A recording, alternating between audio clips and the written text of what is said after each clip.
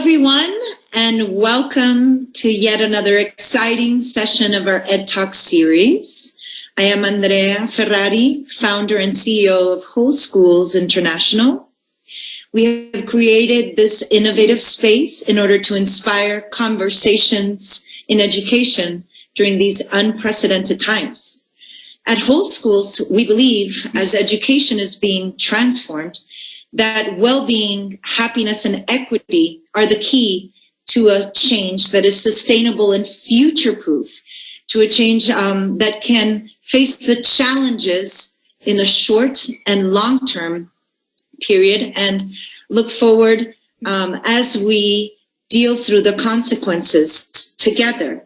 Education is being transformed, and in order to build awareness around this movement, we invite educational leaders and experts that can guide us through their international perspectives through the challenges that we're living, and also that can help us to co-create the new landscape around education. Today, we want to honor the voices of our students and a distinguished school leader that is at the forefront of innovation and well-being practice at their school.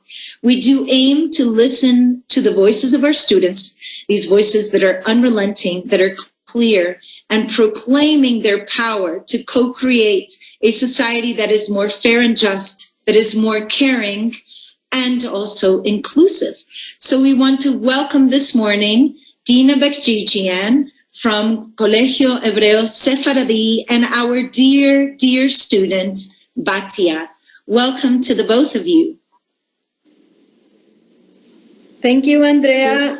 This is a great opportunity for us to exchange and to promote and provide a reason to express the importance of education.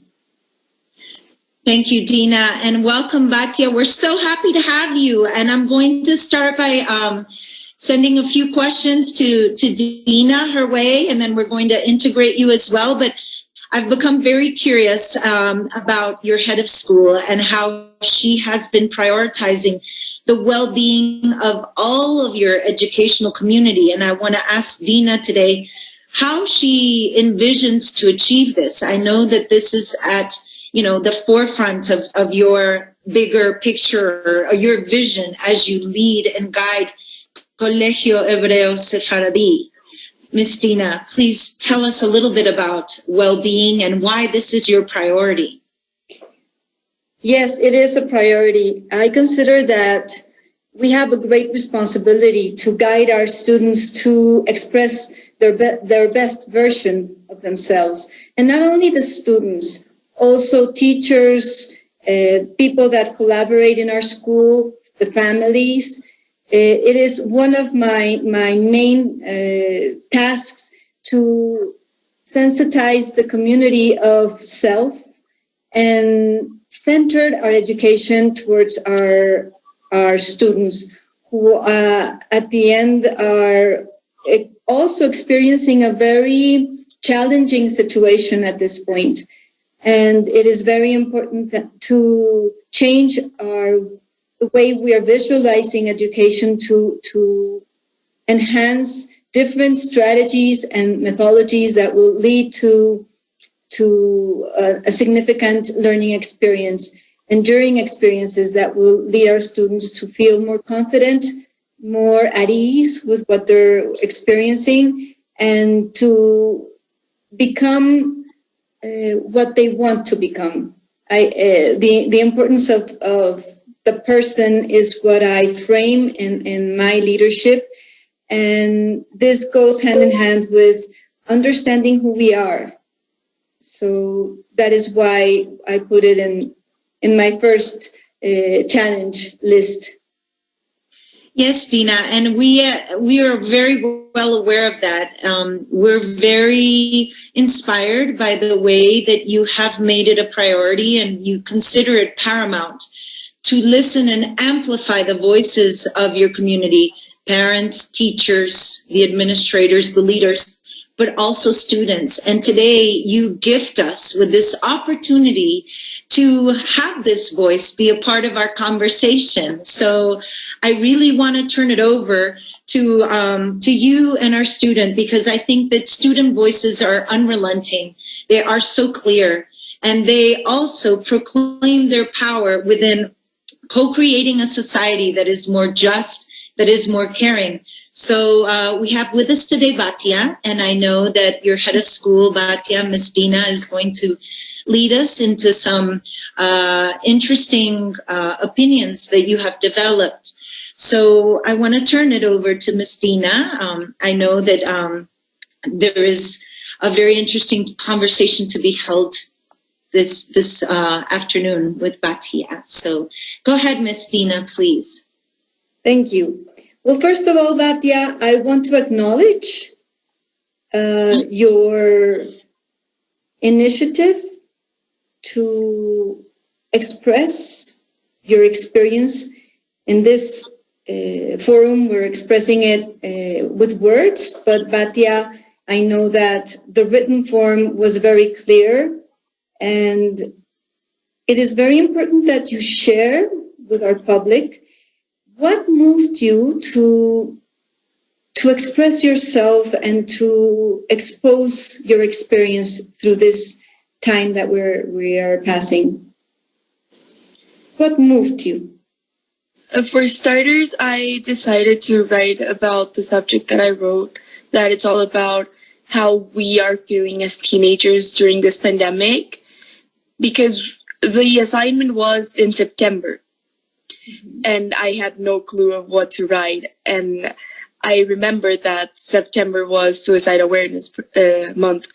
And I thought that that would be a great idea to touch all the subjects that go around mental illness, because it's a problem all of our teenagers are going through, like most of us. Yes, I agree with Batia, because as you know, Batia, that our emotions are the gatekeepers to our cognition. Our emotions are the gatekeepers to our motivation and our attention.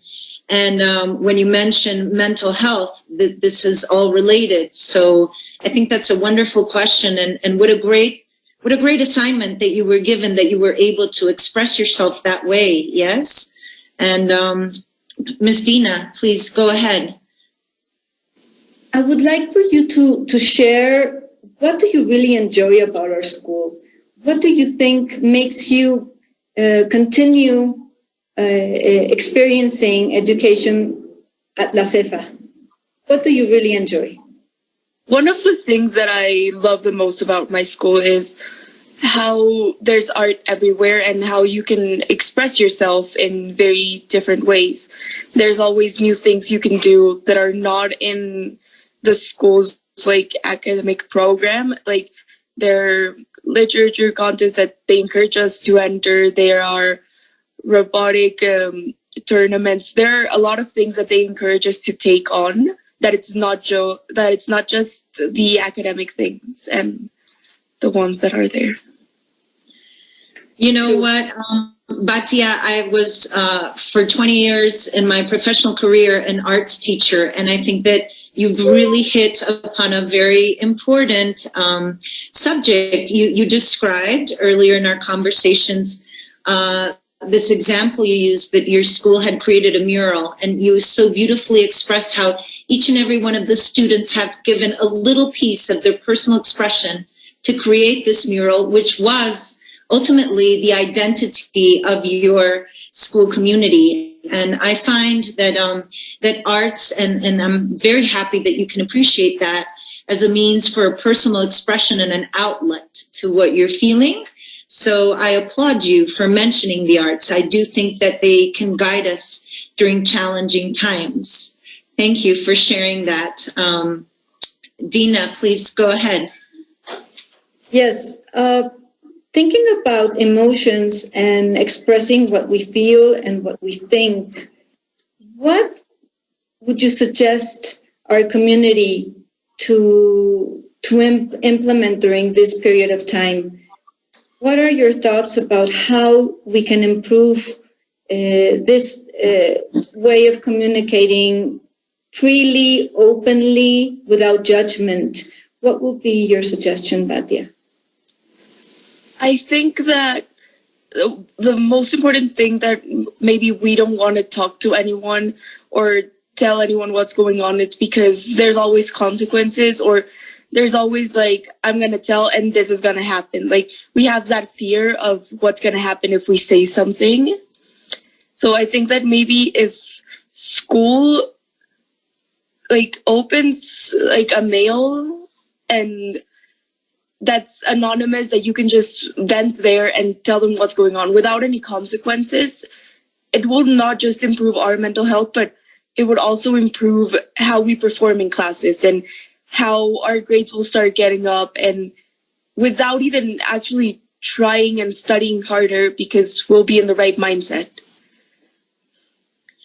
Batia, I'm really in admiration of your vision, because as you know, at host schools, we work with different schools in different parts of the world. One of these parts of the world is Finland, who is a leader in education. And they're actually, Batia, they do exactly what you said. They take the students' opinions very, very seriously in an anonymous way. Children are given questions every day that the teachers will receive in order to be able to understand how students are feeling.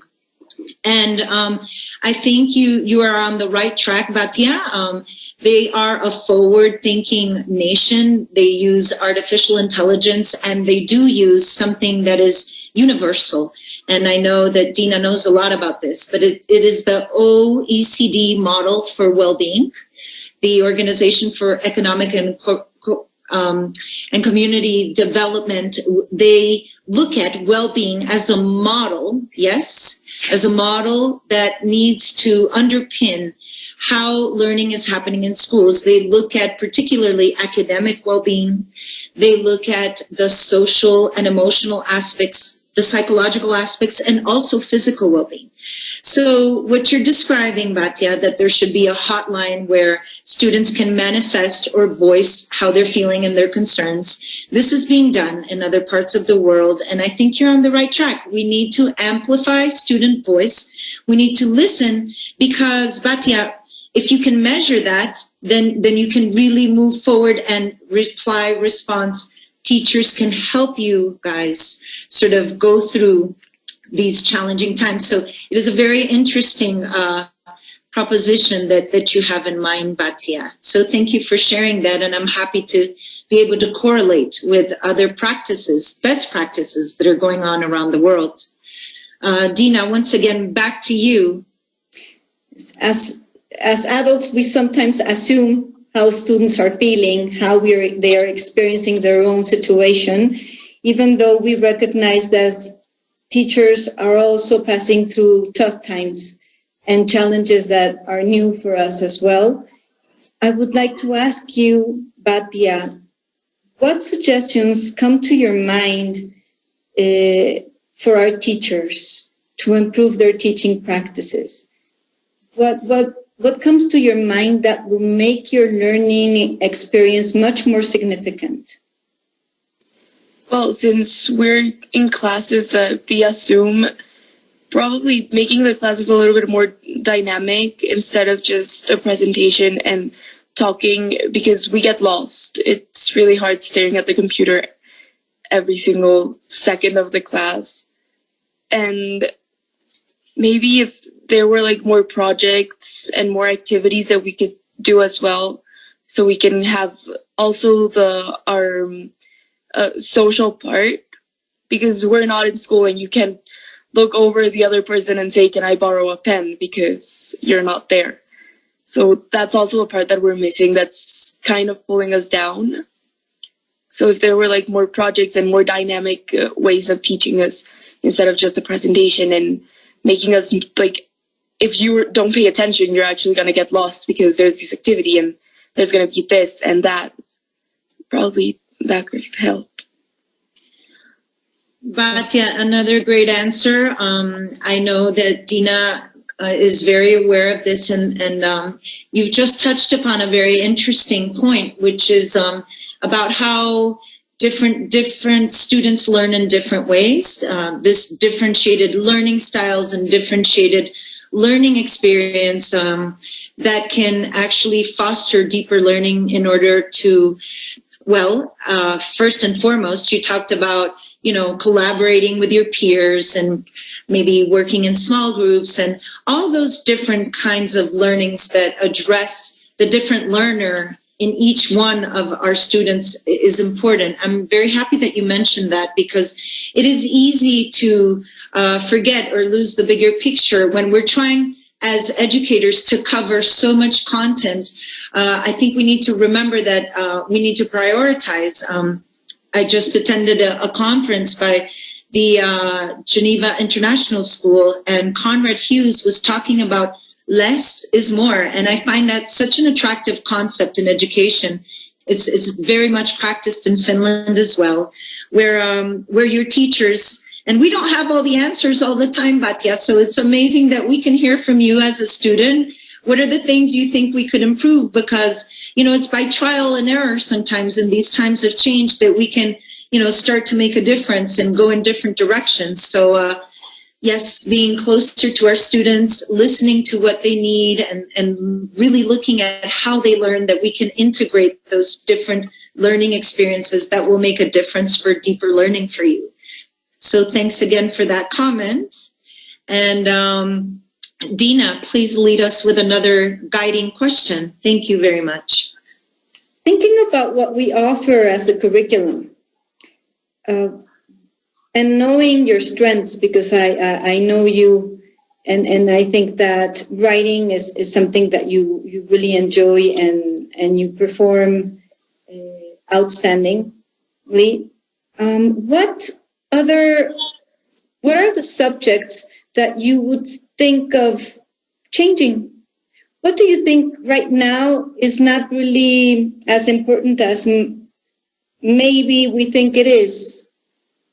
Where would you pinpoint in our curriculum where we have to emphasize and give more importance, Patia? I think that all the subjects that are in the curriculum are really important, because in a way or another, you ask yourself, what is this for? But you don't see what is it for until you need to use it. What I think is you don't need to take any classes out or anything out. Just probably when we get to our 12th year, when we're seniors, just add like a class that can probably teach us just one semester that teaches how to deal in life after school. Because we're never taught anything of that, like how to pay taxes, how to rent a house, like all of that things that you get to life and you're clueless. And I think like maybe an optional class that it's extra, or I really don't know, but I think that's really important to have. Just the idea of that class, like a life class to learn how to deal after school, could help a lot. Wow, that's an excellent response. I didn't expect that, but I think that yes, and that brings me to create like a strength class, no, where students can really put into practice what they're good at and where they feel comfortable doing, and putting it into practice in real world. So yes, that's a yes. I really want to add to that and say to Batia that you're really talking about the things that are skills for life, because besides knowledge and things that content that you're taught in school, what you're mentioning is at a level called multiliterateness. We need to be teaching our students, and these are your words, not just mine, something that is COVID-proof or future-proof, but more than that, that is life-worthy. And education should be about resilience, about joy, yes? Education should be about skills for life that are going to be there no matter what adversity you're facing. self-agency and lifelong learning, I know that are pillars in what the future of education looks like. And that future is today. And you're talking about it, Batia. And I know that Dina and your whole school community couldn't be more proud and more honored to have you speak on behalf of the students and amplifying their voices. So with that in mind, and what a beautiful moment we've just had, I'd like to go back to Dina and see if there are any further questions for Batia. Yes, I would like to ask you, Batia, if you were having a conversation with a friend of yours that is passing through a difficult moment, what would you suggest? What would you say to that person? I would I'll tell him that take a deep breath and think all over what he just said or she or them just said, and try to talk to me from a chill space and a relaxed place. Then I would probably tell him you should really tell someone. I'm not gonna pressure him. I'm not gonna call on his behalf oh, this friend has a problem, because it's not my place. But I would encourage him to talk to his parents or her parents or them parents. And I would try to probably talk to the school counselor or anyone that he feels or she feels or them feel comfortable talking to. To share their experience and to open in a very respectful manner, and also where they feel safe. I think that feeling safe is very important at this point. Yeah, I really loved the expression that Batia used. I think it was something like, I would tell them to chill out or come back to their chill space. That translates in our minds as educators to something called mindfulness that I know that Dina is a huge expert on.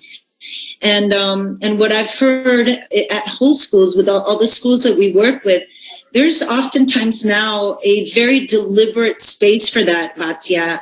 I'll have you know that this advice that you'd give to a friend, this is what educators are looking towards in order to make learning spaces and learning opportunities a lot more meaningful and deeply rooted. What do I mean by that? I mean exactly what you said. Turn to the students and say, you know what, first 5 minutes of class, I just want you to take a deep breath and let it out, and then find a way to release your tension from the very top of your head, down through your neck, out through your shoulders, down your arms, all the way through your fingertips, and release that tension. Those 5 minutes when we introduce each other as a group and how we're feeling are ultimately important in order to tap into who we really are and our essence, as well as the last 5 minutes of class, to recap. But yeah, what you mentioned, that chill space, I love it. I mean, it's so in your language, and I know that people that are listening to you now, your friends at school and your compañeros, they would agree with you, because that chill out space, and so would your teachers and school leaders, is that mindful space where we come back to our essence and our center. Why? So that we can learn better and be better for ourselves and for others. Thanks, Batia. Back to Dina. Batia, this is maybe a very strange question that I'm going to ask, but I'm interested to learn from you. So, if you were in my position as a leader, what would you do? Imagine yourself, you're sitting in my chair. You're sitting on my chair. What would you suggest? What would you do? How would you address the school to a better place? It's a really hard question, because I could never picture myself in your place. But if I had to think of a goal that I would like to achieve in school, and I have myself having the power to do so, it would be probably making students actually learn the things we're supposed to, instead of just memorizing for the exam. Because I think that when you learn something, it will stay for you. It'll stay with you forever. Even if you don't want to, it will just stay there. And I think that would be the main goal, to learn instead of memorize. Because when you learn, it means that you understand it and you know how to apply it in a way. And it could also mean that you're in the right mindset, that you are like excited to keep on learning and love learning, because it's incredible learning new things when you like actually understand it and when you know how to use them, and instead of just, oh, I need to memorize this and this for the exam. I think it makes all the difference. Wow, Batia, that answer just blew me away, really. I think that you've got the key there in your hand, and I'm so happy that not only your head of school is listening to this, but your entire community and the larger viewing audience, as you know, are with us today. And you're talking about, you don't just want learning to be about knowledge and competences, but knowledge and skills. Also, you talk about competences and attitudes. I think that the key is held there, where you talk about you finding your passion, your vision, your purpose in life, and that is accompanied by this, I suppose, lifelong learning. You mentioned that a few times. So it's not just about, keeping that knowledge, keeping those skills embedded, but also how you apply them towards your journey in life. So you've touched upon very interesting points, and I think this is something universal. This is why I think it's so great that so many people are listening to you today. And adding to that, I would just want to sum up two of my very favorite quotes that I would give to Dina. If I were in your place, what would I say to you? And I would definitely talk about two inspiring leaders for me. One is Mahatma Gandhi, and he's always talked about being the change that you want to see in the world. And we do see how you are leading your community this way. So being that change. And also to Nelson Mandela, let's not forget about him, talking about education being one of the most powerful weapons to change the world. So you've got that in your hands, and I applaud you for that. Back to you now, Dina. Thank you. I feel really honored to have Batia in this program, and it is important for me to give voice not only to Batia but to other students as well. And thinking about leading, it is important that each of us having ownership and responsibility, understand that our students are our guidelines, are the ones who are really expressing what they need. And instead of teaching to learn, it's teaching to acquire. So what strategies, Batia, are you applying? If not strategies, what key learning instruments are you using to really find a purpose in learning? I love your guiding question, but we're almost out of time, so we can have it to be continued. At this point, I think we need to say our thank yous and goodbyes. We are at 5 seconds, and it's been lovely to have you today, Batia. And thank you, Dina, for guiding us in such deep conversation. And sorry, we're out of time. Thank you. Thank you, Batia. Thank you.